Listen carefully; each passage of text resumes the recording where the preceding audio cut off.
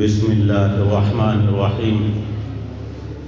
الحمد للہ وکفى وسلام علی عباده الذین اصطفى اما بعد فاعوذ باللہ من الشیطان الرجیم بسم اللہ الرحمن الرحیم یا ایہا الناس قد جاءتکم موعظۃ من ربکم وشفاء لما فی الصدور وہدی ورحمۃ وقال النبي صلى الله عليه وسلم لو جعل القرآن في إهاب ثم ألقي في النار ما احترق صدق الله العظيم وصدق رسوله النبي الكريم سبحان ربك رب العزة عما يصفون وسلام على المرسلين والحمد لله رب العالمين اللهم صل على سيدنا ومولانا محمد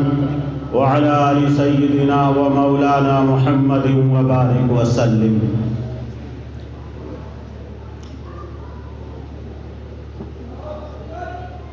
اس روحانی اور بابرکت و ایمانی اجلاس میں جہاں نابغہ روزگار شخصیات جلوہ افروز ہوں، مجھ کم مایا کم علم بے بضاعت اور ناچیز کو آپ کے روبرو ہونے کا حکم دیا گیا. ایشیا کی عظیم دینی درسگاہ مدرسہ شاہی کے شیخ الحدیث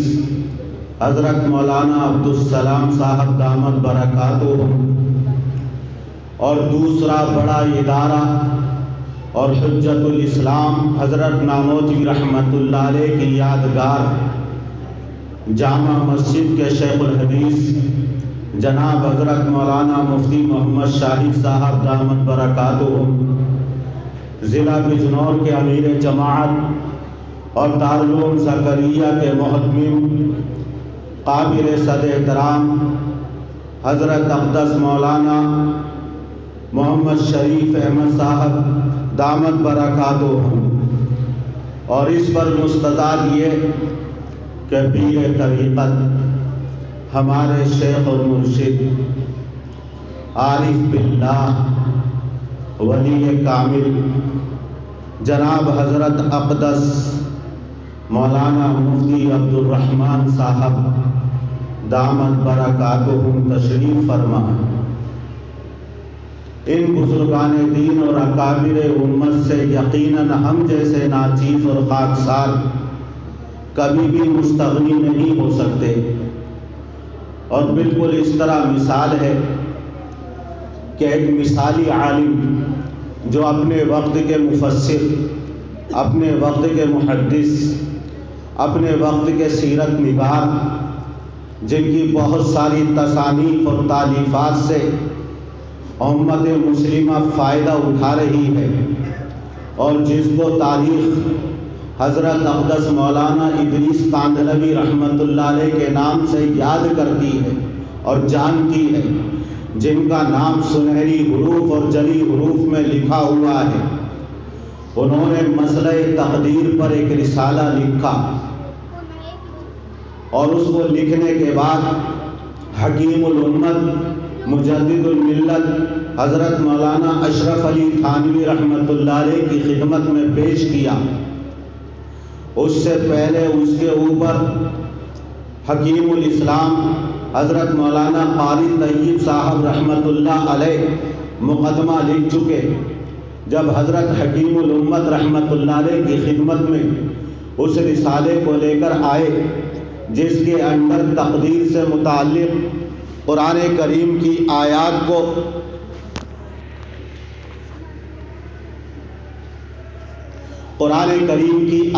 کو احادیث شریفہ کو بالاستیعاب بیان کیا گیا، لکھا گیا. حضرت کی خدمت میں پیش کیا کہ حضرت اس پر کوئی تقریض لکھ دیں، چند کلمات لکھ دیں تاکہ اس کو توثیق اور تائید حاصل ہو جائے. حضرت تھانوی رحمۃ اللہ علیہ نے فرمایا کہ وقت ہے نہیں، لیکن یہ مسودہ مجھے دے دو، جب میں دوپہر میں کھانے کے بعد قیلولے کے لیے لیٹوں گا اس وقت اس کو دیکھ لوں گا۔ لہذا وہ مسودہ لے کر دوپہر میں جب قیلولے کے لیے بستر پر لیٹے اور اس پر نظر ڈالی، اور جب اس کے بعد ملاقات ہوئی تو کہنے لگے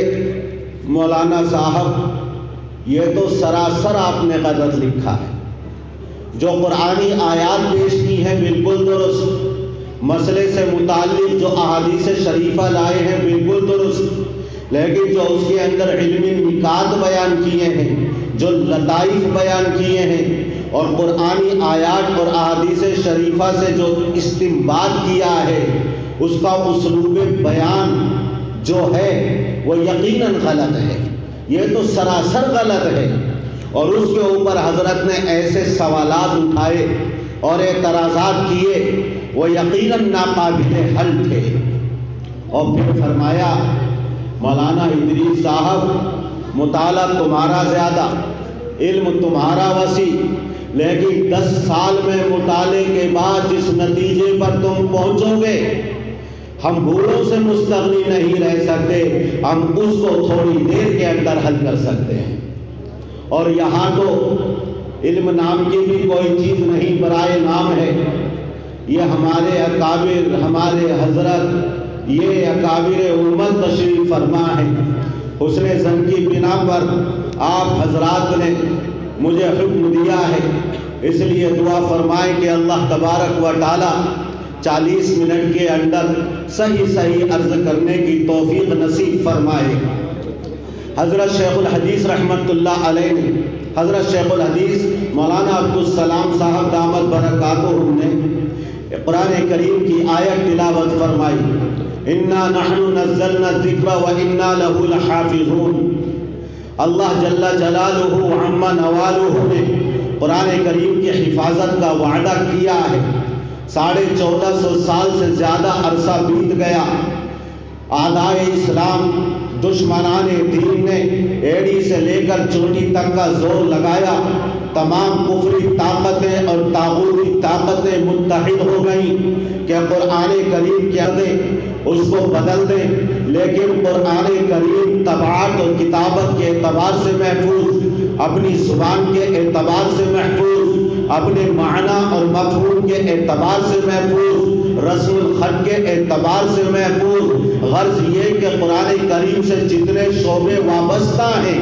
تلاوت اور قرات کا ہو، کتابت اور طباعت کا ہو، چاہے زبان کا ہو، رسم الخط کا ہو، اس کے معنی اور مفہوم اور تشریحات اور تفسیریں ہوں، ہر اعتبار سے وعدہ خداوندی کے مطابق تمام شعبوں اور تمام اجزاء کے ساتھ قرآن کریم آج اسی صورت حال کے ساتھ، اپنی اصلی شکل و صورت کے ساتھ ہمارے سامنے موجود ہے، جس طرح 1450 سال پہلے سدا بہار تھا، اور انشاءاللہ اسی طرح قیامت تک سدا بہار رہے گا۔ حضور اکرم صلی اللہ علیہ وسلم نے ارشاد فرمایا، لا یزال اللہ بہذا الدین غرسا یستعملہم فی طاعتی۔ اللہ تعالیٰ اس باغ اسلام میں، اس دین اسلام میں برابر پودے لگاتا رہے گا، اور اللہ اپنی اطاعت اور فرما برداری کا کام لیتا رہے گا۔ یہ مدارس جہاں حفظ کا کام جاری ہے، جہاں طلبہ عزیز کو قرآن کریم کا حفظ کرایا جاتا ہے، میرے آقا کے فرمان کے مطابق یہ دین اسلام کے اندر پودا لگانا ہے۔ یہ وہ بچے اور حفاظ کرام جنہوں نے قرآن کریم کے حفظ کی تکمیل کی ہے، میرے آقا کے فرمان کے مطابق یہ دین اسلام میں پودے لگانا ہے، یہ دین اسلام کی حفاظت کا ذریعہ ہے، یہ قرآن کریم کی حفاظت کا سبب ہے، اور انشاءاللہ یہ سلسلہ قیامت تک جاری رہے گا۔ بخارا، سمرقند، روس کے اندر جتنی اسلامی ریاستیں تھیں، تاتاریوں نے اینٹ سے اینٹ بجا دی، مسلمانوں کا، علماء کا، فقہاء کرام کا قتل عام کیا. اس کے پوتے چنگیز خان نے بغداد پر حملہ کر کے مسلمانوں کا بے درے خون بہایا، اور اس وقت عورتیں اور چھوٹے چھوٹے بچے اپنے سروں پر قرآن کریم کو لے کر نکلے، لیکن تاتاریوں کی تلواروں سے وہ بچ نہ سکے. سمجھ رہے تھے کہ ہم نے اس مسلمان کا خاتمہ کر دیا، اسلام کو مٹا دیا، لیکن آج بھی قرآن کریم مسلمان اور اسلام پورے عالم میں، اسلام کے اندر، پوری دنیا کے اندر اس سے زیادہ اچھی اور بہتر حالت کے اندر موجود ہے. اِنَّا نَحْنُ نَزَّلْنَا الذِّكْرَ وَإِنَّا لَهُ لَحَافِظُونَ. ڈاکٹر حمید اللہ صاحب نے ایک واقعہ لکھا کہ جرمنی کے اندر عیسائیوں نے ایک میٹنگ کی اور قرآن اور انجیل کے درمیان موازنہ کرنے کی کوشش کی. سب سے پہلے پوری دنیا کے اندر جہاں جہاں انجیل کے، بائبل کے پرانے اور قدیم نسخے پائے جاتے تھے، تمام کو پوری دنیا سے جمع کیا. 3 نسلوں تک یہ کام جاری رہا، اور تمام دنیا کے قدیم نسخوں کو، مخطوطات کو، بائبل کے تمام اجزاء کو، چاہے مکمل ہو یا نامکمل، وہاں کی یونیورسٹی کے اندر بڑے بڑے پروفیسر، بڑے بڑے دانشمند اور عقلاء نے یہ کام انجام دیا. 3 نسلوں تک یہ کام جاری رہا، اور جب اس کے تمام نسخوں کو دیکھا تو تقریباً 2 لاکھ سے زیادہ غلطیاں اس انجیل کے نسخوں کے اندر موجود تھیں. پھر کسی نے مشورہ دیا کہ قرآن کریم کو بھی دیکھا جائے، لہذا قرآن کریم کے تمام قدیم نسخوں کو جمع کرنا شروع کیا. ڈاکٹر حمید اللہ رحمۃ اللہ علیہ فرماتے ہیں، میں پیرس کی یونیورسٹی کے اندر تھا، وہاں کا ایک پروفیسر وہاں آیا قرآن کریم کے فوٹو لینے کے لیے، قدیم نسخوں کی تصویریں لینے کے لیے، اور اس نے یہ بتایا کہ ہم نے 3 نسلوں تک انجیل کو جمع کیا، قرآن کریم کے نسخوں کو جمع کیا. انجیل کے اندر ہم نے 2 لاکھ سے زیادہ غلطیاں پائیں، لیکن اس درمیان کے جب قرآن کے تمام نسخوں کو جمع کر کے ہم نے موازنہ کیا ہے تو قرآن کریم کے تمام نسخوں کے اندر کوئی غلطی نہیں تھی سوائے کتابت کی غلطی کے. ہم اس کو صرف کاتب کی غلطی قرار دے سکتے ہیں، اور وہ بھی اکا ٹکا غلطی لاکھوں کروڑوں قرآن کریم کے نسخوں میں ہمیں مل سکی. اس کا مطلب یہ کہ قرآن کریم کے اندر کوئی غلطی نہیں، اللہ نے حفاظت کا وعدہ فرمایا اور وہ پورا ہوا. اسی درمیان وہ کہتے ہیں کہ ایک عارضی رپورٹ شائع ہو چکی تھی، لیکن امریکہ نے جرمن کے اوپر بم گرایا، اور اس جنگ عظیم کے اندر، دوسری جنگ عظیم کے اندر وہ عمارت تباہ برباد ہو گئی، وہ تمام نسخے جل گئے، وہ تمام قرآن کے نسخے اور انجیل کے نسخے سب کے سب ختم ہو گئے. لیکن اس بم گرنے سے پہلے ایک عارضی رپورٹ جاری ہو چکی تھی جس کے اندر یہ شائع کیا گیا تھا کہ انجیل کے تمام نسخوں میں 2 لاکھ سے زیادہ غلطیاں، اور قرآن کریم کے تمام نسخوں میں ہمیں کوئی غلطی نہیں ملی. اِنَّا نَحْنُ نَزَّلْنَا الذِّكْرَ وَإِنَّا لَهُ لَحَافِظُونَ. قرآن کریم کو ہم نے نازل کیا ہے اور ہم ہی اس کی حفاظت کرنے والے ہیں. اسی طرح قرآن کریم قیامت تک محفوظ رہے گا. یہود اور نصارہ نے سوچی سمجھی اسکیم کے تحت الفرقان الحق نکالا اور ورخلایا، پوری دنیا کے اندر پروپیگنڈا کیا گیا، شور مچایا گیا کہ مسلمانوں کی اصل کتاب یہ ہے. لیکن انہی کے لوگوں نے اس الفرقان الحق یہود اور نصارے کی سازش کے نتیجے میں جو منصہ وجود پر آئی تھی، شعور پر آئی تھی، اس کو ریجیکٹ کر دیا، مسترد کر دیا کہ یقیناً یہ قرآن کریم کبھی بھی نہیں ہو سکتا. اصل وہ قرآن کریم ہے جو مسلمانوں کے پاس ان کے سفینوں میں ما بین الدفتین جلدوں کے اندر، مصحف کے اندر، ان کے سینوں میں اور مدارس کے اندر وہ محفوظ ہے. وہی اصل قرآن کریم ہے. انجیل کو، توریت کو عبرانی زبان میں نازل کیا گیا. دیکھیے کہ ان کو مسخ کر دیا گیا. اپنی فطرت کے مطابق یہود و نصارہ نے اس کے اندر تحریف کر دی، یہاں تک کہ اس کی زبان بدل دی گئی۔ عبرانی زبان میں نازل ہوئی، عبرانی زبان موجود نہیں، کبھی آرامی زبان میں منتقل کیا گیا، کبھی یونانی زبان میں ان کتابوں کو منتقل کیا گیا۔ آپ تمام دنیا کی زبانوں کا جب سے دنیا وجود میں آئی ہے اس وقت سے لے کر آج تک سروے کر لیں اور جائزہ لے لیں، کسی قوم کی زبان کبھی 50 سال تک زندہ رہی، کبھی 100 سال تک زندہ رہی، زیادہ سے زیادہ 200 سال تک زندہ رہی، ورنہ وہ زبان بھی بدل دی گئی۔ وہ پرانی زبان، قدیم زبان ناپید ہو گئی، نیست و نابود ہو گئی۔ لیکن وعدے خداوندی کا ثمرہ اور نتیجہ، اور یہ اللہ کی طرف سے معجزہ ہے کہ قرآن کریم جو 1400 سال پہلے نازل کیا گیا تھا، اس کے جس طرح کسی لفظ میں، کسی نقطے میں، کسی حرف میں، زبر زیر پیش میں اور اس سے متعلق جتنے شعبے ہیں اور اجزاء ہیں، کسی میں آج تک تحریف اور تبدیلی نہ ہو سکی۔ اسی طرح وہ زبان بلسان عربی مبین، جس قرآن کریم زبان کے اندر قرآن کو نازل کیا گیا تھا، آج بھی اسی طرح من وعن وہ موجود ہے۔ اصلی یونانی زبان باقی نہیں رہی، آرامی زبان موجود نہیں رہی، یونانی زبان تبدیل کر دی گئی، انگریزوں کی پرانی زبان ملیا میٹ کر دی گئی۔ اگر 200 سال پرانی انگریزی زبان آج کے دیر میں کوئی بولنے والا ہو، آج کے انگریز اس کو نہیں سمجھ سکیں گے۔ 200-300 سال پہلے جو انگریزی زبان میں کتابیں لکھی گئی ہیں، آج کے زمانے میں اگر کسی انگریزی داں سے اس کا ترجمہ کرایا جائے تو شاید کوئی شاذ و نادر تمہیں مل سکے گا جو اس کو سمجھ سکے اور اس کا ترجمہ کر سکے۔ لیکن قرآن کریم کسی دنیا کے کونے میں چلے جائیے، اس کے علماء اور اس کے ماہرین فقہاء کرام تمام کے تمام آج بھی قرآن کریم کو اسی طرح سمجھنے والے، اس زبان کے بولنے والے اور زبان کو سمجھنے والے موجود ہیں جس طرح سرکار دو عالم صلی اللہ علیہ وسلم کے مبارک زمانے کے اندر سمجھی جاتی تھی وہ زبان اور بولی جاتی تھی۔ یہ قرآن کریم کا معجزہ ہے۔ قرآن کریم کے اندر اللہ نے ارشاد فرمایا، یا ایھا الناس قد جاءتکم موعظۃ من ربکم وشفاء لما فی الصدور وہدی ورحمۃ للمؤمنین۔ اے لوگو، ناس، مفسرین نے لکھا ہے کہ ناس زیادہ تر جو استعمال ہوتا ہے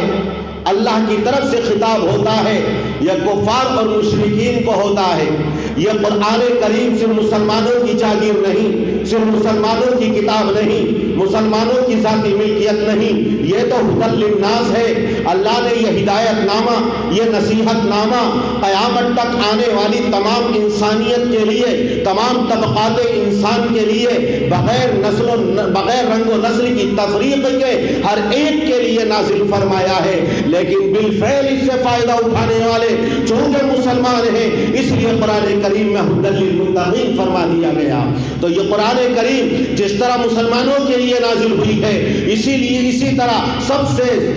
برادران وطن کے لیے، یہودیوں کے لیے، نصرانیوں کے لیے، مجوسیوں کے لیے، مشرکوں کے لیے، ہر غیر مسلم کے لیے بھی نازل ہوئی ہے۔ اور سب سے پہلا خطاب قرآن کریم کے اندر حضور اکرم صلی اللہ علیہ وسلم پر جب نزول ہوا تو کفار مکہ کو تھا، عرب کے ان لوگوں کو تھا جو شرک کرتے تھے، جو کفر اختیار کرتے تھے، خدا کو بھولے ہوئے تھے، خدا کی وحدانیت میں لاکھوں کروڑوں خداؤں کو، خاص طور سے 360 خداؤں کو، مصنوعی خداؤں کو، معبودان باطلہ کو شریک کرتے تھے۔ سب سے پہلا خطاب تو انہی کو کیا گیا ہے۔ اس کا مطلب یہ نکلتا ہے صرف مسلمانوں کی ذاتی جاگیر نہیں، تمام کے لیے اللہ نے اس کو نازل فرمایا ہے۔ یہ نصیحت بن کر ہمارے لیے آئی ہے۔ نصیحت کیا ہے؟ اچھے کاموں کا حکم ہے، برے کاموں سے روکنا ہے۔ جو اس کے اوپر ایمان لانے والے ہیں ان کے لیے جنت کی بشارت ہے، دنیا میں کامیابی کی بشارت ہے،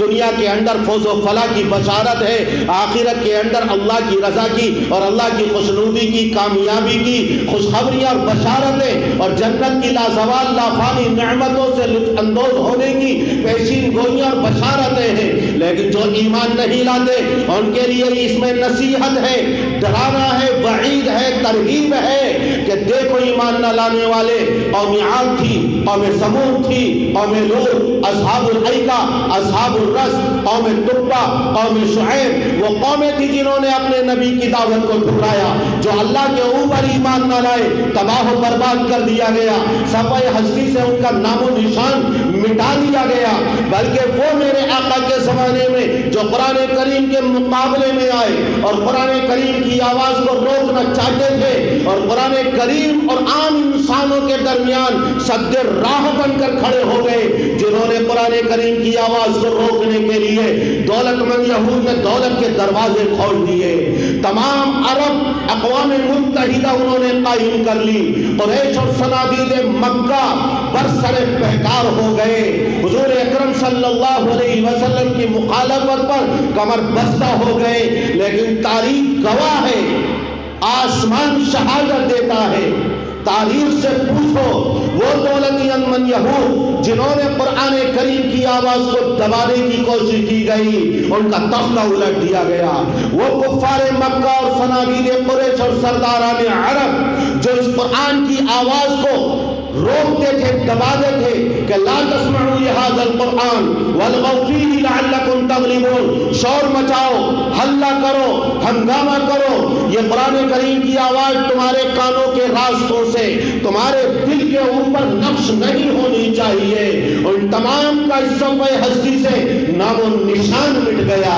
اسی طرح ہمارا یقین ہے یہ قرآن کریم زندہ جاوید ہے، قیامت تک سدا بہار رہے گا، اب تک محفوظ رہا ہے، قیامت تک محفوظ رہے گا۔ جس طرح ماضی میں اس کی مخالفت کرنے والے ہمیشہ کے لیے نیست و نابود کر دیے گئے اور اللہ کے عذاب کے مستحق ٹھہرے، جو بھی اس کی آواز کو دبانے کی کوشش کرے گا، اسی طرح یہ اللہ کے قانون سے ٹکرانا ہے، قانون الہی سے بغاوت ہے۔ اسی طرح اللہ سے ٹکرانے اور اللہ سے بغاوت کرنے کے نتیجے میں وہ بھی خاک میں ملا دیا جائے گا، داستان پارینہ بن جائے گا۔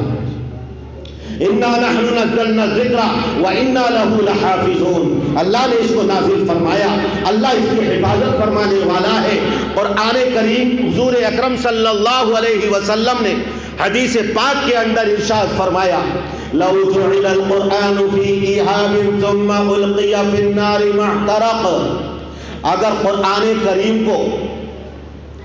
کسی چمڑے کے اندر بند کر دیا جائے اور پھر اس کو آگ کے حوالے کیا جائے تو آگ اس کو نہیں جلائے گی، آگ اس کے اوپر اثر انداز نہیں ہوگی۔ میرے آقا کا سچا فرمان ہے، اس ذات اقدس عالی مرتبہ شخصیت کا جو حبیب رب کائنات، خلاصہ کائنات، وجہ موجودات، جو صادق اور مصدوق ہے، کبھی یہ فرمان غلط نہیں ہو سکتا، بلکہ ہمارے سامنے تاریخی شہادت موجود ہے کہ مسلمان تو مسلمان، جس غیر مسلم نے اس دنیا کے اندر اس کا اکرام کیا ہے، اللہ نے یہ کرشمہ دکھایا کہ چتا کی آگ اس کو نہ جلا سکی۔ آپ نے فضائل بار بار سنے ہوں گے کہ جو قرآن کریم کو حفظ کرتا ہے، اللہ تعالیٰ میدان محشر کے اندر اس کے والدین کو جنت کا تاج پہنائے گا، اللہ اس کے والدین کو جنت کا جوڑا پہنائے گا، تمام اولین آخرین کے درمیان میں اس کے والدین کا اعزاز و اکرام کیا جائے گا۔ اس سے اندازہ لگا سکتے ہو کہ حافظ قرآن کریم کو کتنا بلند و بالا مقام اللہ عطا فرمائے گا۔ حضرت محمد الرسول اللہ صلی اللہ علیہ وسلم کا پاک ارشاد کہ یہ حافظ قرآن جنت میں پہنچے گا تو اللہ کی طرف سے فرمان جاری ہوگا کہ تو پڑھتا جا، چڑھتا جا، جہاں تیری تلاوت کا آخر تیری تلاوت ختم ہوگی، جنت کے اندر وہ آخری تیرا مقام ہوگا۔ 6666 آیتیں، اس کا مطلب یہ ہوا کہ آج حافظ قرآن اپنے سینے میں حفظ قرآن کی شکل میں جنت کے تمام درجات کو محفوظ کیے ہوئے ہیں۔ آخرت کے اندر اور کتنے اللہ تعالیٰ اعزاز و اکرام سے نوازے گا، وہ تو مالا عین رأت ولا اذن سمعت ولا خطر علی قلب بشر، کسی کان نے سنا نہیں، کسی آنکھ نے دیکھا نہیں، کسی انسان کے دل پر اس کا خیال تک نہیں گزرا،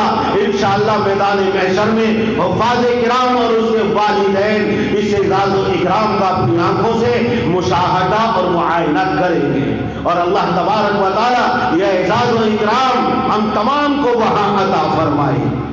جس نے قرآن کریم کو محفوظ کر لیا، کیا مطلب ہے اس کا؟ قرآن کریم چمڑے کے اندر رکھا گیا اور اس چمڑے کو آگ میں ڈالا جائے، قرآن کی برکت یہ ہے کہ چمڑے کو آگ نہیں جلا سکتی، اس کے اوپر اثر انداز نہیں ہوگی۔ کیا مطلب؟ شراح حدیث نے مختلف تشریحات کی ہیں، لیکن اس کا ایک مطلب یہ ہے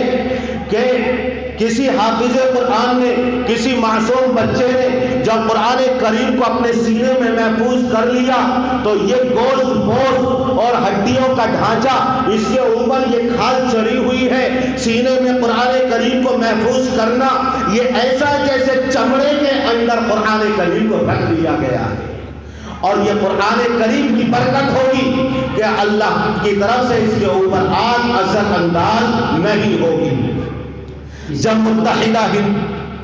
کسی صاحب کے رستے میں وین کھڑی ہے، 2427 کا نمبر ہے، برائے مہربانی اسے رستے سے ہٹا دیا جائے، کچھ لوگوں کو تکلیف ہو رہی ہے۔ 2427 نمبر ہے، وین کھڑی ہے کسی صاحب کی رستے میں، 2724 اسے ہٹا دیا جائے برائے مہربانی۔ متحدہ ہندوستان کی بات ہے،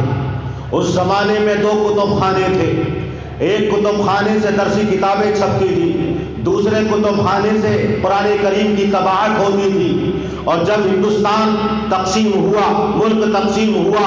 تو وہ چونکہ غیر مسلم کا کتب خانہ تھا، لاہور سے نقل مکانی کر کے اور ہجرت کر کے ہندوستان دلی آ گئے، اور اس کتب خانے کے مالک کا نام تھا پنڈت نول کشور۔ وہ یہاں آیا، لیکن اس نے یہ کام ہمیشہ سے کر رکھا تھا، جہاں قرآن کریم کی جلد بندی ہوتی تھی کوئی بھی شخص اس کمرے کے اندر جوتوں کے ساتھ نہیں جا سکتا تھا۔ اس پنڈت غیر مسلم کی طرف سے یہ پابندی تھی کہ میرے کتب خانے میں جہاں قرآن کریم کی جلد سازی جلد بندی ہوتی ہے، اس کی بے حرمتی ہے کہ کوئی اپنے جوتوں سمیت اس کمرے کے اندر آئے۔ جب وہ انڈیا ہندوستان آئے تو انہوں نے پنجاب کے ماہر حفاظ کرام کو، اعلیٰ حفاظ کرام کو اعلیٰ تنخواہ کے اوپر بلایا اور اپنے کتب خانے کے اندر ملازم رکھا۔ ان کا ہمیشہ سے یہ معمول رہا پنڈت نول کشور کا کہ قرآن کریم کی طباعت کے وقت جو قرآن کریم کے اوراق الٹے چھپ جاتے تھے یا جو جلد سازی کے وقت کاٹ دیے جاتے تھے، بڑے ادب و احترام کے ساتھ تمام حفاظ ان کو اٹھاتے تھے اور ایک بوری کے اندر، ایک کپڑے کے اندر ان کو جمع کرتے۔ ادب و احترام کے ساتھ جب جمع ہو جاتا تو کہیں جا کر ایسی جگہ دفن کر دیا جاتا تھا جہاں کسی انسان کے قدم نہ پڑے، کوئی جانور غلاظت نہ کرے، پیشاب پیخانہ نہ کرے۔ یہ ہمیشہ کا ان کا معمول رہا، لیکن وقت کا کرنا یہ ہوا کہ بیمار پڑ گئے، بیٹے نے یہ کام سنبھالا، بیٹے نے بھی اسی کے اوپر عمل جاری رکھا کہ جلد سازی کے کمرے میں کوئی جوتوں کے ساتھ نہیں جائے گا، جو اوراق پھٹ گئے ہیں یا الٹے چھپ گئے ہیں ادب و احترام کے ساتھ اٹھایا جائے، کپڑے میں جمع کر کے ایسی جگہ دفن کر دیا جائے جہاں ان کی بے حرمتی نہ ہو۔ پیغام اجل آ گیا، پنڈت نول کشور کا انتقال ہو گیا، اور جب ان کو لے کر گئے ارتھی پر اور جب چتا کے اوپر ان کو رکھا گیا اور کئی 3 کنسٹر دیسی گھی کے چتا میں آگ لگانے کے لیے ڈالے گئے تو کوشش کرنے کے باوجود ان کی چتا کو آگ نہیں لگتی ہے۔ جب یہ دیکھا لوگوں نے تو آنن فانن یہ خبر سب طرف پھیلی، پورے شہر دلی کے اندر پھیلی۔ اس زمانے کے اندر جو دلی جامع مسجد کے امام تھے وہ بھی امام بخاری کے نام سے موسوم تھے، انہیں بھی اطلاع ملی، ایک شور ایک ہنگامہ کہ کیا بات ہے کہ ہماری رسم کے مطابق، روایت کے مطابق ایک ہندو پنڈت نول کشور کی چتا کو آگ نہیں لگ رہی ہے، آگ اثر ہی نہیں کر رہی ہے۔ یہ امام جامع مسجد فوراً وہاں پہنچے، ان کو ان کے حالات کا علم تھا، تمام واقعات جانتے تھے، قرآن کریم کا ادب و احترام کتنا کرتے ہیں، کتنے اعلیٰ حفاظ کرام اعلیٰ تنخواہ پر رکھے ہیں، قرآن کریم کی تباعت کیسے کرتے ہیں، اس کا اکرام کیسے کرتے ہیں، یہ تمام حالات ان کے سامنے تھے۔ انہوں نے تمام لوگوں کو خطاب کرتے ہوئے کہا کہ تم یہ 2-4 کنستر گھی کے نہیں، اگر پورے ہندوستان کا گھی بھی ان کی چتا پر ڈال دو گے اور آگ لگانا چاہو گے تب بھی ان کی چتا کو آگ نہیں لگے گی۔ پوچھا کیوں؟ اس لیے کہ میں جانتا ہوں ان کی زندگی کے معاملے کو، قرآن کریم کے احترام کو اور ادب کو، پوری زندگی یہ قرآن کریم کا ادب کرتے رہے، پوری زندگی قرآن کریم کا احترام کرتے رہے۔ اللہ نے غیر مسلم کے ساتھ قرآن کریم کے ادب اور احترام کے نتیجے میں یہ کرشمہ دکھایا ہے کہ جب غیر مسلم کی اس دنیا کے اندر چتا کو آگ نہیں لگ رہی ہے، صرف قرآن کریم کے ادب و احترام کی وجہ سے وہ مسلمان جو اپنے سینوں میں قرآن کریم کو محفوظ کر لیتے ہیں، ہمیں یقین کامل ہے کہ آخرت کی آگ ان کو کبھی ہرگز نہیں جلا سکتی۔ پنڈت نول کشور کا معاملہ آخرت میں کیا ہوگا یہ اللہ جانے، اس لیے کہ آخرت میں نجات کا مدار ایمان کی سلامتی پر ہے۔ جیسے ہمارے حضرت اقدس امیر جماعت مولانا شریف صاحب دامت برکاتہ نے ایک بخاری کی حدیث آپ کے سامنے تلاوت کر کے بتا دیا، من قال لا الہ الا اللہ مخلصا بقلبہ دخل الجنہ۔ تو آخرت کے اندر مجال اسی کلمہ توحید پر ہے، لیکن دنیا کے اندر یہ کرشمہ دکھایا۔ آخرت کا فیصلہ ہم یا آپ نہیں کر سکتے، اللہ کے سپرد ہے، لیکن حضور اکرم صلی اللہ علیہ وسلم کے پاک ارشاد کی صداقت کو اس واقعے سے آپ سمجھ سکتے ہیں کہ لو جعل القرآن فی ایہاب ثم القی فی النار محترق، اگر قرآن کریم کو چمڑے کے اندر بند کر کے آگ کے حوالے کیا جائے تو آگ اس کے اوپر اثر انداز ہرگز نہیں ہو سکتی۔ اللہ نے بڑا اعزاز اور اکرام کا معاملہ فرمایا، اور بڑے خوش نصیب ہیں وہ اللہ کے نیک بندے کہ جنہوں نے اپنے بچوں کو قرآن کریم کی دولت سے مالا مال ہونے کے لیے وقف کر دیا۔ یہ قابل احترام ہے، اور جب اللہ سے کسی چیز کی نسبت قائم ہو جائے قابل احترام بن جاتی ہے۔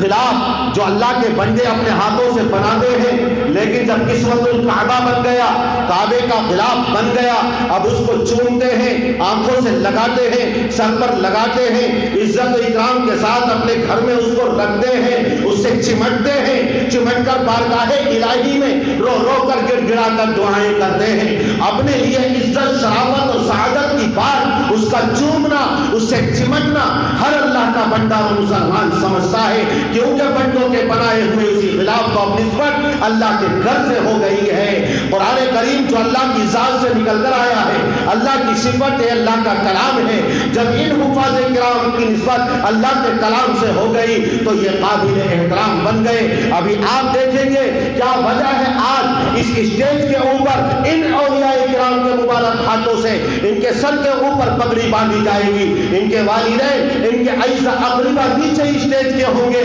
اللہ کے کلام کو محفوظ کرنے کی وجہ سے اس دنیا کے اندر اللہ نے یہ اعزاز عطا فرمایا، دنیا کے اندر آخرت میں بھی عطا فرمائے گا۔ یہ عملی اظہار ہے ان کے اعزاز و اکرام کا، اس لیے ہر شخص کی نظر میں یہ قابل عزت قابل احترام ہونے چاہیے۔ وہ حفاظ کرام بھی قابل احترام قابل اکرام ہونے چاہیے جنہوں نے اس دولت سے ان کو مالا مال کیا ہے، اپنے جگر کو پلایا ہے، دل کا خون ان کو پلایا ہے، راتوں کو جاگے ہیں، راتوں کو محنتیں کی ہیں، دعائیں کی ہیں اللہ کی بارگاہ میں، اے اللہ میرے ان بچوں کو حافظ قرآن بنا دے، اور دعائیں کی ہیں پھلا پھولا رہے یا رب چمن میری امیدوں کا،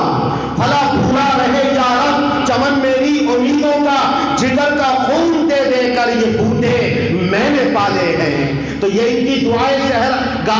شہرگاہی کا نتیجہ ہے کہ اللہ نے ان کو حافظ قرآن بنایا۔ یہ بھی قابل اکرام، یہ بھی قابل عزت و احترام جنہوں نے اس دولت سے مالا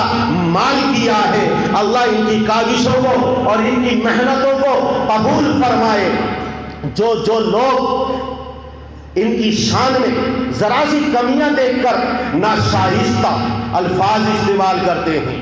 گستاخی کرتے ہیں. یاد رکھیں علامہ ابن القیم رحمۃ اللہ علیہ نے تحریر فرمایا ہے جس کی نیکیاں کثیر ہوں، نیکیاں عظیم بھی ہو، اسلام میں ان کا اثر بھی ظاہر ہو، ان کی تاثیر بھی ظاہر ہو، اور پھر ان سے کوئی نامناسب کام یا نامناسب بات سرزد ہو جائے تب بھی وہ قابل احترام ہے. ان کی عزت پر کوئی حرف نہیں آئے گا، کوئی بدنگاہی سے نہ دیکھے، اپنی زبان کو قابو میں رکھے، ناجائز نامناسب الفاظ استعمال نہ کرے. اور مدلل کیا ہے انہوں نے اپنی اس بات کو. حاتب بن ابی بلتع رضی اللہ عنہ جنگ بدر میں شریک رہے ہیں، لیکن جب فتح مکہ کا موقع آتا ہے خط لکھتے ہیں، کفار مکہ کی جاسوسی کرتے ہیں، ایک عورت کو وہ خط دے دیتے ہیں. وحی الہی کے ذریعے اللہ کے نبی کو بتا دیا گیا. آپ نے حضرت علی اور ایک صحابی کو روانہ کیا. انہوں نے ایک مقام پر اس عورت کو پکڑ لیا اور تلاشی لی. منع کرنے لگی تو کہا کہ ہم تیری جامہ تلاشی لیں گے اگر تو نے خط نکال کر نہ دیا. اپنی بالوں کی چوٹی سے نکال کر دیا تو اس کے اندر تمام جو مدینے کے منصوبے کے تدبیریں تھی کفار مکہ کو خبردار کیا گیا تھا. حضرت عمر فاروق رکوں کیا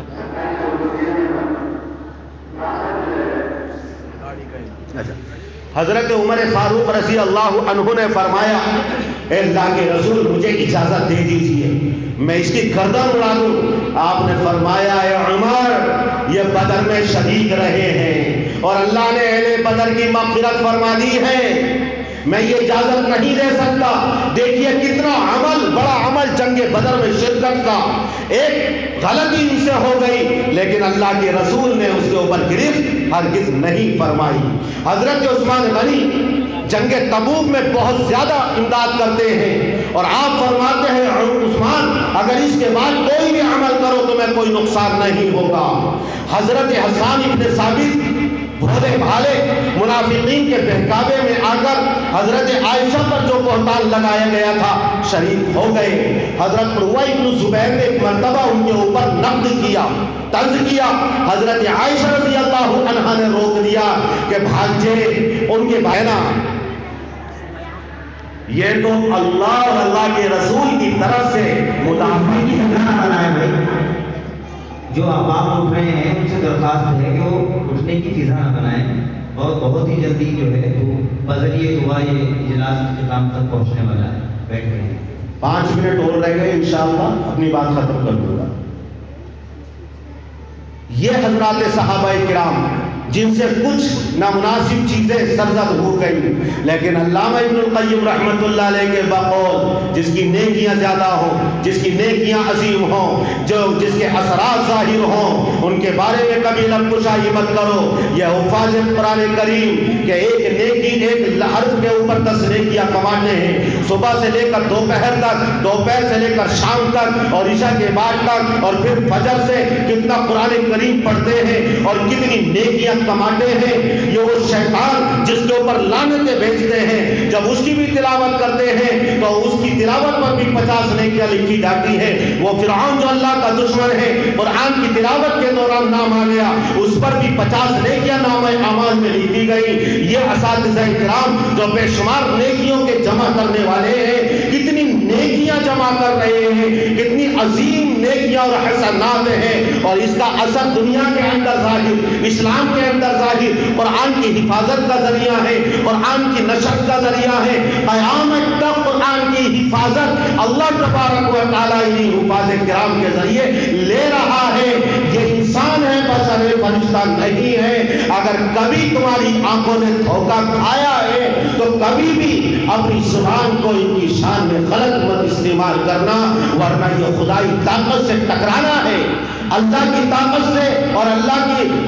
کے احکام اور اللہ کے قانون سے بغاوت ہے. تم اگر برا کہو گے تو عام انسان ہونے کی حیثیت سے نہیں، حافظ قرآن ہونے کی حیثیت سے برا کہو گے. لب کشائی کرو گے تو اس وجہ سے کہ یہ حافظ قرآن ہے. یہ حفظ قرآن کی وجہ سے جو تمہاری زبان سے کچھ ان کے بارے میں بے ادبی ہو گئی تمہیں کفر کی حدود تک پہنچانے والا یہ عمل بن جائے گا. اللہ حفاظت فرمائے.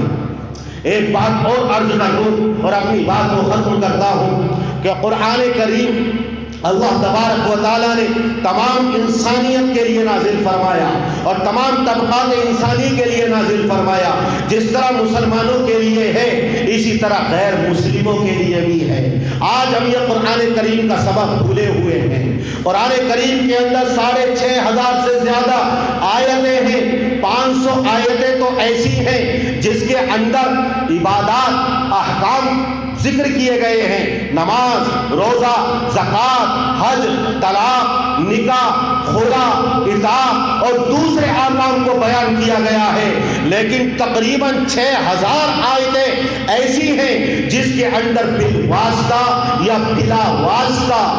تعلیم، اس کے اندر حکم دیا گیا ہے کہ تم قرآن کی طرف دعوت دو. فذکر بالقرآن من یخاف وعید. قرآن کریم کے ذریعے آپ نصیحت کیجیے، قرآن کی طرف دعوت دیجیے، دعوت ایمانی دیجیے. ایک ہاتھ میں ہمارے قرآن ہو اور دوسرے ہاتھ میں ہمارے اخلاق ہو تو انشاءاللہ وہ وقت دور نہیں کہ ماضی کی تاریخ دوہرائی جائے گی کہ ہے عیا یورش تاتار کے افسانے سے، ہے عیا یورش تاتار کے افسانے سے، پاسبان مل گئے کعبے کو صنم خانے سے. اللہ نے ارشاد فرمایا یا ایھا الرسول بلغ ما انزل الیک من ربک فإن لم تفعل فما بلغت رسالته واللہ یعصمک من الناس. اس کے اندر لوگوں سے حفاظت کا جو ذریعہ بیان کیا گیا ہے وہ یہ بتایا گیا ہے اے رسول یہ اللہ کے احکام پہنچا دو، قرآن پہنچا دو، ایمان کی دعوت دو. اور اگر آپ نے ایسا کر لیا تو اللہ آپ کی لوگوں سے حفاظت فرمائے گا. اگر ہم نے اس عمل کو انجام دیا اور اس فریضہ دعوت و تبلیغ کو انجام دے دیا، اللہ کا وعدہ ہے اللہ تمام غیر مسلموں سے مسلمانوں کی انشاءاللہ حفاظت فرمائے گا. اللہ تبارک و تعالی عمل کی توفیق عطا فرمائے. وآخر دعوانا